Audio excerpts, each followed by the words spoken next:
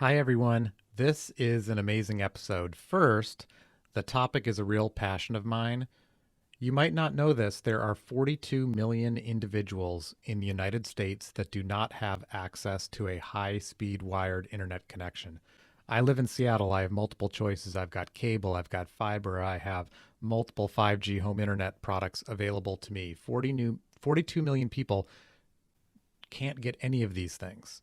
If you believe, like I do, that the internet is now effectively a utility to participate in today's economy, this is a major problem. Second, the guest is amazing. Veneeth Iyengar, he's the executive director of the Broadband Development Office for the State of Louisiana, and he's going to talk about the digital divide. Veneeth started his career in the Peace Corps. Then he spent more than a decade in the private sector doing amazing things. And then he went back into public service, moved back to Baton Rouge from DC at the request of the mayor, the new mayor of Baton Rouge. He did that a few years back. And what's cool about this story is not only hearing about solving and addressing a real problem facing our nation, we also talk about a number of things that are important to anyone in marketing. For instance, how do you market to an audience that may not have faith that a government program can work? How do you create customer listening programs to a large constituency? What marketing channels should you use, particularly when many of the folks you're trying to market to actually don't have good internet access? What do influencers look like in this type of context? I think you'll be surprised by the answers and you'll learn a lot. Before we get into the conversation, you'll notice that Veneeth thanks our efforts at Broadband Now. That's a website where I spend a lot of my time at Centerfield, where we publish independent research on broadband access, affordability, and the digital divide at broadbandnow.com. Check out the research section. So let's get into it. Veneeth Iyengar is here from Connect Louisiana. He's the executive director for Broadband Development and Connectivity for the State of Louisiana. Veneeth, great to see you. The digital divide of broadband access and affordability is a major issue across the nation. What's the situation like in Louisiana? Yeah, thanks, John, for having me on the call, and really thanks to Broadband Now and just the leadership that you've taken in helping states like us that are considered public startups. We couldn't. You're in Seattle, so we consider ourselves a public startup. Understand what we need to do to drive change quickly. But this Of is the course. state of play in Louisiana. We think that there are approximately 1.5 to 1.6 million people in Louisiana that don't have internet because of one of four reasons. It's an access issue, it's a device issue, or an affordability issue, or a literacy issue. 47% of whom are either African American or Latinos. And so it is a large problem from a Louisiana's perspective, given that we have about 4.6 million people in the state of Louisiana. So, roughly, one out of every three people lack any type of access to internet. So when did you, Veneeth, get started with the Broadband Development Office? How long ago was it? And I'm sure you knew about the problem a bit coming into the role, but Yeah.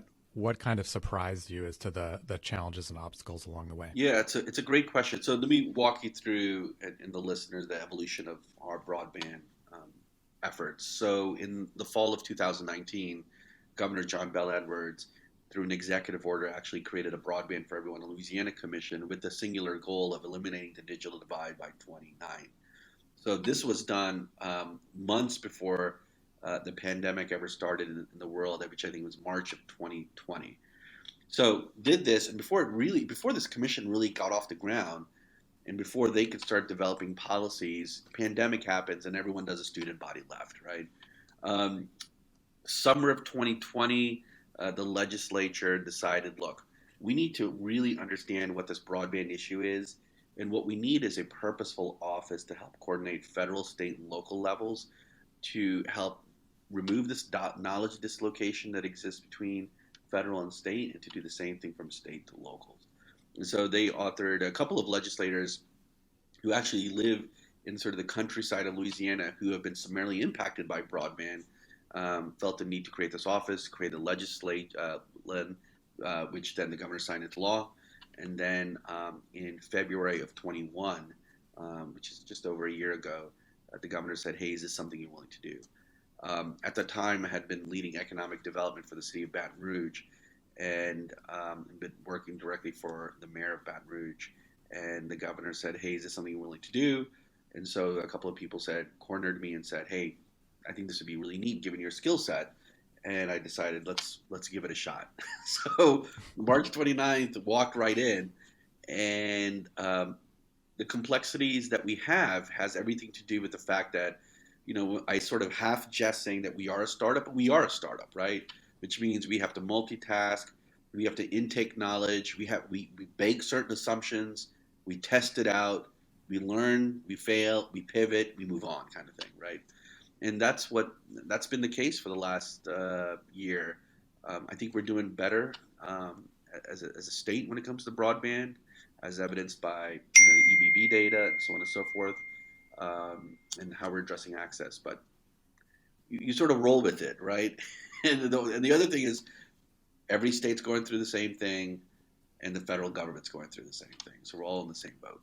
But there's so much that I want to get into after you said that. Let me start here, Veneeth. You referred to your skill set, and I know you said previously you were with the city of Baton Rouge, but you're not a lifelong public servant.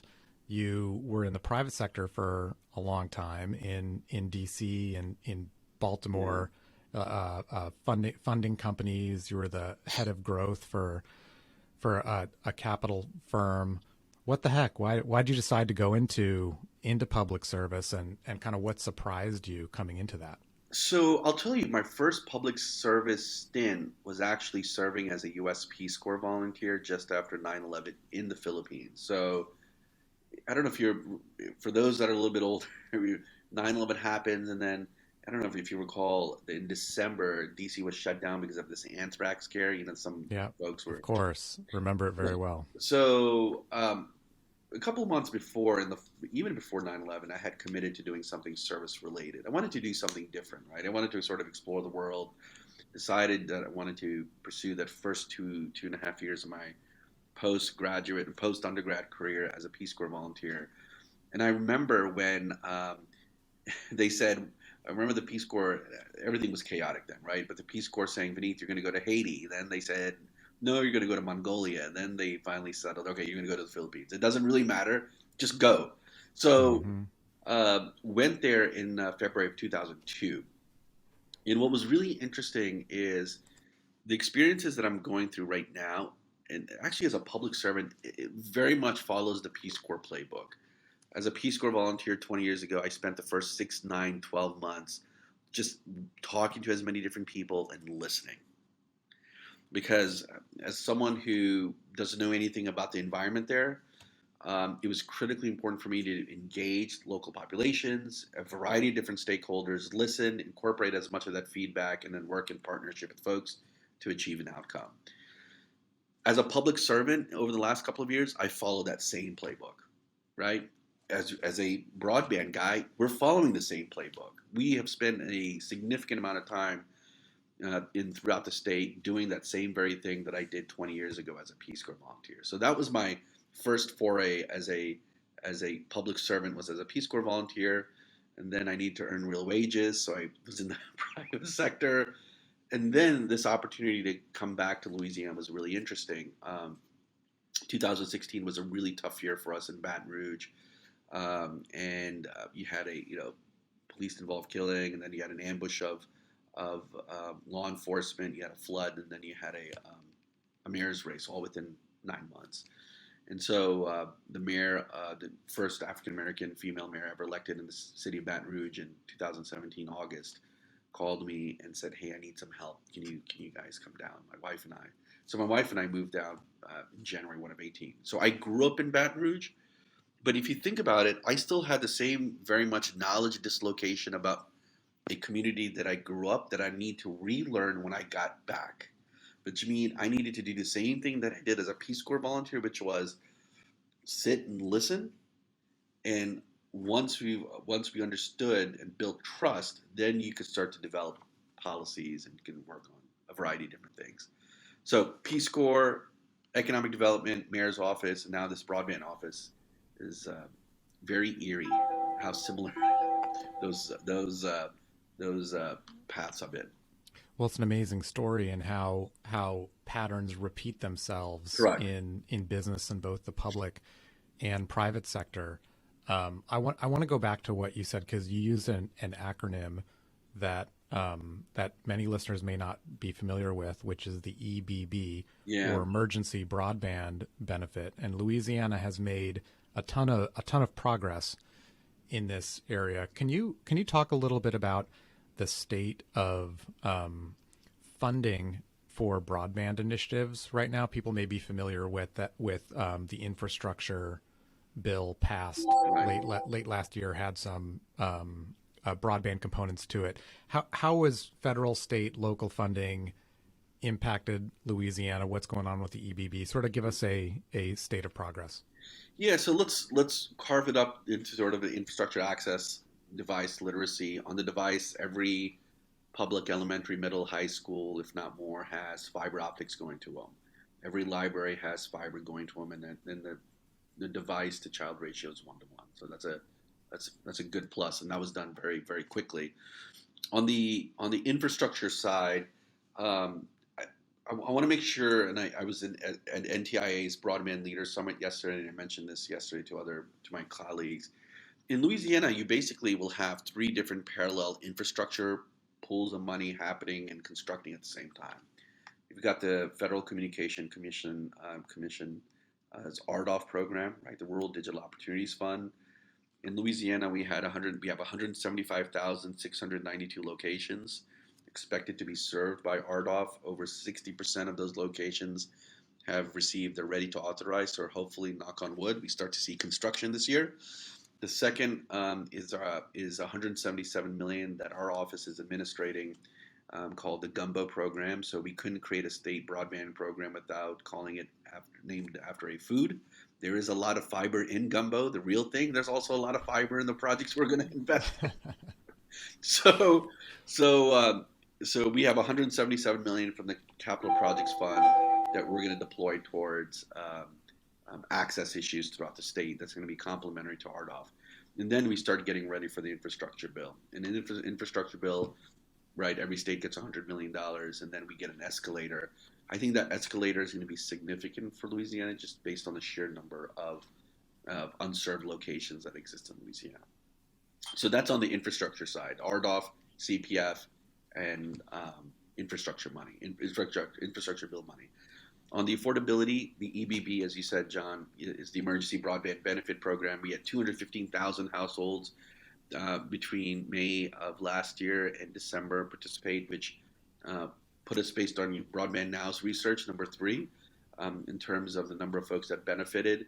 It's now called the Affordability Connectivity Program, ACP, and so we're pushing that program out pretty aggressively among a variety of different stakeholders, including faith-based groups, schools, financial aid offices, Department of Child and Family Services, folks on Medicaid, and so on and so forth. So that's on the affordability piece. Digital literacy gives us an opportunity to develop really interesting partnerships with locals, nonprofits, local chambers of commerce. What we've done is our office has actually calculated on a per parish basis, right, the equivalent of a county. We have 64 parishes in Louisiana, but we've actually determined what we think is the digital literacy problem between 18 for folks that are between 18 and 64, and that's really helpful when we go to a community and say, this is how many people we think lack literacy skills in your community between those not between 18 and 64 years old. And then, of course, as we start to look at getting ready for the infrastructure bill as part of our 5-year outline, digital equity, digital inclusion is critically important. I mean, this is not a have-not effort. So we need to focus on, for instance, addressing challenges around folks that live in low-income multi-dwelling units, right? Affordability, digital skilling, and so on and so forth. So in our 5-year plan, we've started scoping out what we think will receive versus addressing how many of those folks will be taken care of, whether through RDOF, CPF, our Gumbo program, and then whatever's remaining, we would then focus on projects that are focus on multi-dwelling units and so on and so forth. So, Veneeth, you've got so many different components all working at the same time. Yeah. And I think I want to dig deeper into the affordability and literacy components, because in my mind, what you've described is a marketing and communications challenge, Yeah. or a marketing and communications opportunity. And how do people intake or process information about government programs? Are there issues with just trusting government? How do you think about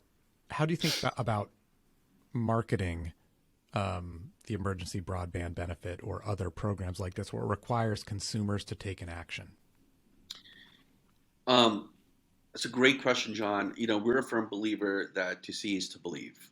People need to see action in progress. They want to believe that action in progress is to their benefit. And look, people, it's interesting. It's a song and dance with folks. They want to see you putting in the effort. They want to see you showing up. They want to see you um, actionably executing. And if you do that, people will roll up their sleeves and say, okay, this guy has made repeated visits to our small town. We probably, in the case of Louisiana, probably never had someone senior at a state office come to our town of 500 people, 200 people. So he's coming. Let me give him the benefit of the doubt and see what we can do to work together on executing a variety of different programs. Um, Part of it also includes, and I know this has been mentioned, but I want to overemphasize leveraging community trust and anchors in a community. In the case of Louisiana, the pastoral community, the faith based community plays an enormous role, right? If you think about a population that's rapidly aging in certain parts of the state, those are the folks that are going to likely need digital skilling the most. Those are the people that will need help if they live on a fixed income to avail of an affordable broadband program. Those are the folks that are going to be probably more reluctant on adoption, which means you need to substantially increase value on why it's important to them, and to do that through peer-to-peer networks, right? If you see in a community that folks that regularly go to the bingo circuit, right, for instance, or shop often at farmers market or community markets, are of course availing of a program, then that in itself is the biggest word of mouth marketing that is really beneficial. And so, working with the pastoral community, and what we've done in Louisiana on a per parish basis, per town, is we've identified who we think are the most trusted anchors, and we continually communicate with them. We continually engage with them to get their ideas. We continually engage them to bounce concepts and say, hey, this is what we're going to plan to do. Are we messaging this the right way? Are we communicating this the right way? And so we over communicate, perhaps to a fault, but people appreciate that. People see the hard work, and people are willing to give you the benefit of the chance, even though these are federal funds and state programs. In a way, I hear you talking about. I'm translating this into marketing channels and influencers, not Yeah, not an influencer on Instagram, with with whatever, but right. but really grassroots efforts. When we were prepping for the pod, Veneeth, you were talking about your customer service approach to people who have questions for your office, and I think people would be really surprised to hear how you've taken a different approach than I've had when I've typically communicated with government organizations. Yeah, so I come from a private sector background. My wife is in hospitality, so naturally, customer service and hospitality is really important. But I also understand how critical it is just to even respond. The folks, there's so much apathy towards the government's ability to help provide service and to execute. Now, we are a small office, but one of the things that we try to do is to provide some level of answer within a 24-hour period to anyone, whether it's a legislator, whether it's a community citizen. We've had I provide my direct line on our website, connect.la.gov, including our contact. We've had, people from different parishes that will call me directly. I will say, "This is Veneeth Iyengar, Director of Connect LA," and they're like, "Oh, I'm talking to the." They're a little bit flummoxed, but we try to communicate and leave an open channel of communication, whether it's email, whether it's cellular whether it's text, or whether it's phone. Part of it is um, there's a enormous amount of deep frustration people have with the lack of internet in a lot of communities. And if at the very minimum we can help at least answer some of their inquiries or allow them to vent, and a lot of these times people vent, and it's Hmm. therapeutic when they vent, right? Um, they appreciate that, and I think that kind of customer service skills or culture in our office is really important. Something that I do regularly with our staff. That's great. Yeah, And you're right. When I get an inbound call from someone that I know has other things that they can do, but they want to talk to me, it makes a massive difference yeah, in my opinion. So you mentioned you have a small office. You've got federal funds, state funds, local funds, all kind of folks to coordinate with. I want to shift a little bit into like how things get done. If you think about yourself, like as an operations or a yeah. marketing organization, how do you how do you instill like a sense of urgency with these things, because these are real problems that need to be solved now, or your constituency wants them solved now. How do you instill a sense of urgency, or am I thinking about that wrong in the context of um, of a government office which needs to do things in a slower manner? So you know, we have to operate at the same level of urgency that people need the stuff. I mean, we travel around the state. We talk to healthcare professionals, teachers, and we feel with a great deal of empathy their frustration in not having um, high-speed internet that's impacting their lives, right? And so we have to run through brick walls to operate at the same level of urgency that people frankly need it. I mean, I, if I have money right now, if I had $2 billion today, I'd spend that money as fast as possible. Of course, with Mm-hmm. planning and with data. But part of what and I mentioned this at NTIA's State Broadband Leaders Network, especially with CPF money, right? The Capital Projects Fund money that states are receiving. My suggestion to them, my strong suggestion to all the state broadband leaders was don't squat on that money, spend it. Because I just don't think we can afford um, to be getting high speed internet in year 4 or 5 or 6. And so that's a cultural ethos that we have in our office. And part of what grounds us, frankly, John, and what keeps us humble is when we go to visit people, right? And I think what inspires us is when people say, "All right, Veneeth, look, I need and just no offense, I just need my damn internet. What do I need to do Mm-hmm. on our side to get this and make this happen?" Which is inspiring because they're willing to do whatever they can, right? And so if that's their attitude and they're willing to roll up their sleeves, we need to match that, if not exceed that, and show value. Do you feel like do you have an opportunity to set an example for other offices, or are there things that other offices are doing that you're trying to emulate? I'm trying to get into Yeah. what like what is perceived as a bureaucratic institution. I'm not talking about your office specifically, but how people might think about the government. How can we change their opinions, people's opinions, either through action or through best practices?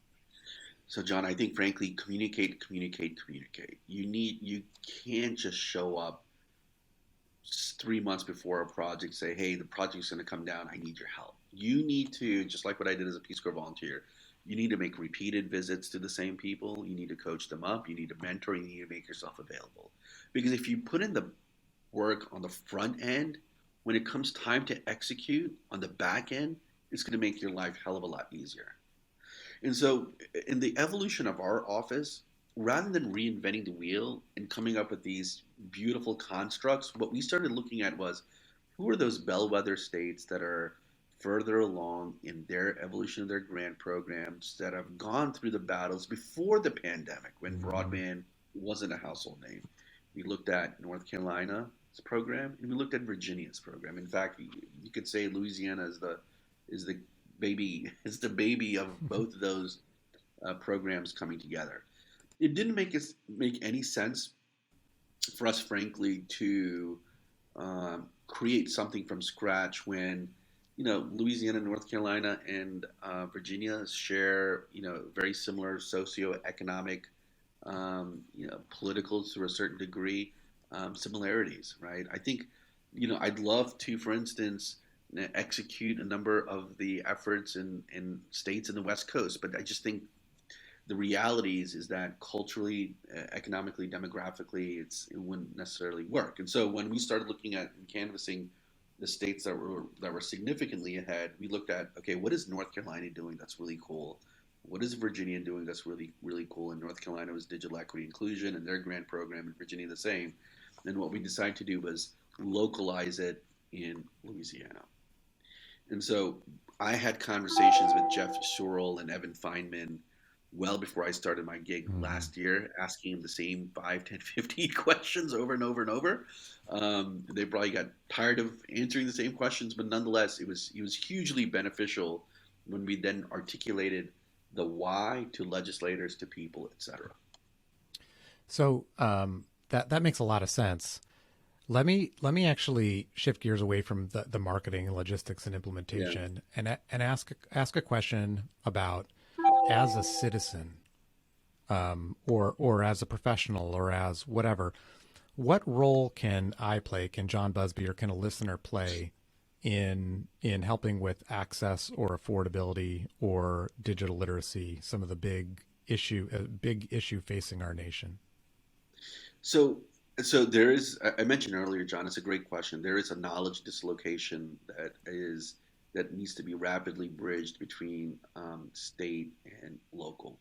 The more we understand what's happening on the local end, the more we can identify policy and recommendations that we can then recommend to the federal folks. And we over communicate, even in fact, with federal folks. So whenever we meet with local officials, we often synthesize a lot of that information and say, "Hey, federal folks, this is something that you may want to think about or something that to keep in mind." What locals can do is continue to engage with our office on a couple of things. Continue to engage on identifying areas in their community that don't have internet. Continue to push out, in our case, a speed test that we're working with the Delta Regional Authority on to help us identify areas that are unserved, underserved, help us identify those community anchor institutions, faith based groups, hospitals, higher ed institutions that may struggle with internet. Continue to help us push out the affordability program and then help identify communities, institutions, or nonprofits or local EDOs that want to get involved in the digital skillings development, right? So in Louisiana, there isn't a one size fits all solution to addressing the digital divide. It's actually a 64 parish solution to a certain degree. Mm-hmm. And so we need, and then of course in Louisiana, there are cultural differences between South Louisiana and North Louisiana, right? So we just need to understand who those trusted anchors are, to engage with us often and early, put together their broadband teams, which I think over a quarter of the state's parishes have already put together their own volunteer broadband teams, and then invite us, spend time, and so on and so forth. So, in essence, that's the community engagement playbook, right? And the more we do these things, then when there is a project in their community, they're not starting from scratch. All right, last question for me, Veneeth. So, I've been to New Orleans. I haven't been to Baton Rouge. Anyway, anytime you want to invite me, let me know. But what? But sell Baton Rouge. What makes it a great city to visit? What's unique about the culture? What's cool? What should we go see? So what's interesting? Look, you're sitting in Seattle, and I've either I'm lazy or I just haven't had time. Baton Rouge to me represents the perfect sandbox of a community, not too big, not too small, for people to try things. And you're going to say, what? You're going to scratch your head and say, why? Look, I don't think there's been a community, at least in the South, where you've had a number of startups who have built successful businesses and have gone through a liquidity event over the last 2 years as Baton Rouge. There are a lot of middle market companies that have built and grown, non-oil and gas companies, healthcare, food, technology, and so on and so forth. So Baton Rouge presents that awesome sandbox to come build, grow, and scale a business, for instance. So I think that's really important. We are home to not only LSU, right, the flagship school. We have a new president, and that new president has prioritized 4 key areas, which I think are really cool. Precision ag, right, and there's a broadband play. Huge. Coastal resources. Obviously, water is critically important. And so, if you look at Hurricane Ida and the impact it had in Northeast U.S., water is going to be an issue. Cancer care and sort of quantum computing, right? And so you have a new president at LSU that's really hyper focused on those 4 areas. So goes back to sandbox. Food, obviously, we're a culinary destination, so everyone wants to experiment on new food products. We're the place. But we're also home to the only HBCU land grant system in the country, in Southern University, which is rapidly growing. They're undergoing an $800 million capital campaign. They're building a ton of infrastructure on the campus of Southern University.